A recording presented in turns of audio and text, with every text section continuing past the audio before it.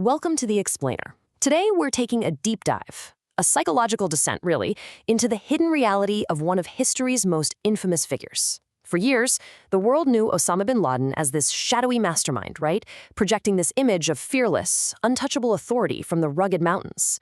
But what actually happens when we peel back that carefully curated public persona? Today we're looking at the bizarre, heavily guarded, and deeply contradictory life inside his Abbottabad compound. And we're basing this directly on the declassified files recovered from his very own hard drives. Okay, let's kick things off with this massive number, 470,000. That is the staggering amount of individual digital items. We're talking over 250 gigabytes of data recovered by U.S. Navy SEALs during the raid on his compound.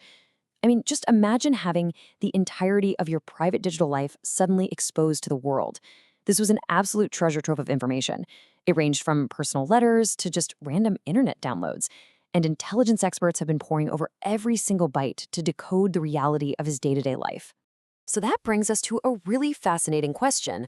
What do billions of ones and zeros actually reveal about the man behind the myth? Because, as we'll see, what was found wasn't just operational blueprints for a global terror network. No, it was the digital footprint of a man desperately trying to control his legacy, all while his physical world was rapidly shrinking around him. We're going right over those high compound walls today, folks, stepping into the reality of a man stripped entirely of his self-crafted, fearless persona. Section 1. The Physical Prison. A self-imposed trap.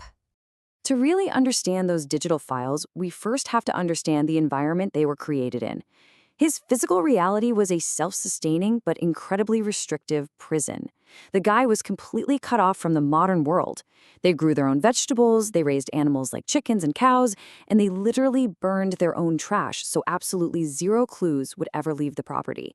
He was the most wanted man on Earth, and the files reveal that this intense fear drove him into profound isolation. No internet lines going into the house, no landlines. He was physically trapped in a fortress of his own making. And his paranoia about being discovered, it dictated everything. At one point, his chief of staff actually complained about the utter logistical nightmare of relying purely on human couriers to send messages globally. I mean, it's slow, right? So the chief suggests using encrypted emails instead. Well, bin Laden's response is just incredibly telling. He basically argued that using encryption against the very Americans who literally invented email was way too great a risk. He flatly refused. His fear of digital surveillance was so extreme, it forced him to run a global network through this painfully slow, medieval-style courier system. Section 2. Family Behind High Walls. We also really need to look at how this physical trap impacted his personal life. Specifically, the more than 20 family members, wives, children, grandchildren, who are trapped inside this isolation with him. It perfectly illustrates the bizarre duality of his home life. According to recovered home videos, the children lived under intense security rules. They couldn't leave the house for school or the market, and they couldn't even play in the courtyard without an adult present to keep them quiet. Yet, within those stifling constraints, there are moments of mundane, almost warm family interaction. We see videos of the kids shooting birds in the dirt with BB guns just to pass the time, and times where the grandchildren would recite poems to bin Laden, and he'd actually reward them with prizes. It's such a jarring mix, a traditional family dynamic playing out inside a high-security bunker. Now, a crucial takeaway here is how involved his family, particularly his wives, actually were in his operations. They were definitely not passive bystanders. Declassified letters reveal that his wives were highly educated, some even had PhDs, and they actively helped him draft and refine his militant propaganda. One letter, co-written with his wives, aimed at his enemies, states, "With every setting sun, you will spend your money buying coffins." Intelligence experts note this really shows how deeply this toxic ideology permeated his household. His family was essentially functioning as a collaborative sounding board for his messaging. Section 3. Secrets on the hard drive. Let's look closer at the hard drives themselves. This is where we uncover the man behind the screen, where the absolute starkest contradictions live. For years, his followers bought into this public myth that he was a highly modest, simple man who had rejected massive wealth to live an austere, traditional life in the mountains. But the private reality exposed on those hard drives, it completely shatters that image. The files show a man who is incredibly vain and image-obsessed. Behind closed doors, he was regularly using hair dye on his beard so he'd look younger and more vibrant on camera. And when recording his speeches, if he stumbled over a single word, he wouldn't just keep going. No, he'd signal to cut and demand multiple takes until his delivery was absolutely flawless. It was a highly calculated performance. And honestly, it is truly jarring to see the list of recovered files. It proves his hard drives were a deeply contradictory mix. On one hand, you have totally innocent children's media, movies like Ice Age, Japanese anime, and even the classic viral video Charlie Bit My Finger. But then, sitting right next to those files were brutal execution videos, horrific propaganda of children being radicalized, and an extensive collection of pornography. Now, experts do note that hidden software in adult files is sometimes used by networks to encrypt secret messages, but still, the sheer juxtaposition of this digital library perfectly highlights the chaotic and hypocritical reality of his life in hiding. He also spent a massive amount of time just sitting in front of his satellite TV, meticulously controlling his media diet. The source material notes he would watch Al Jazeera documentaries about his own history. He was deeply obsessed with his legacy and how the world viewed him. But he would actively curate what he saw. He'd use the remote to cover the screen or change the channel whenever female news anchors appeared, and he'd immediately mute the television when Western leaders like President Obama spoke. He essentially built a massive digital echo chamber for himself. Section 4. Weaponizing faith.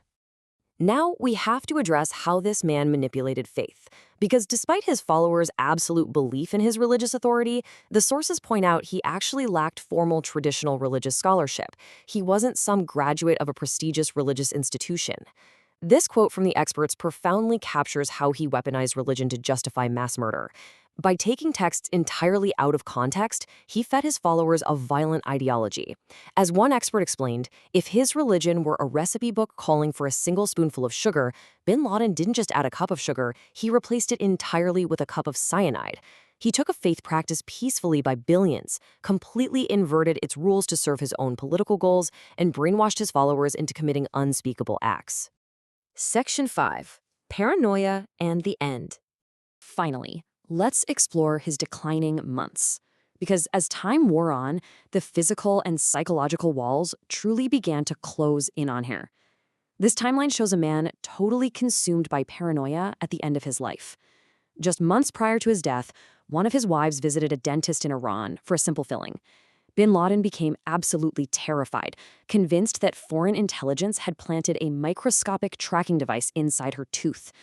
Then, just weeks before the end, the pressure became so unbearable that his two most loyal bodyguards, who were really his only link to the outside world, actually begged to be relieved of their duties because they were just so exhausted by the stress.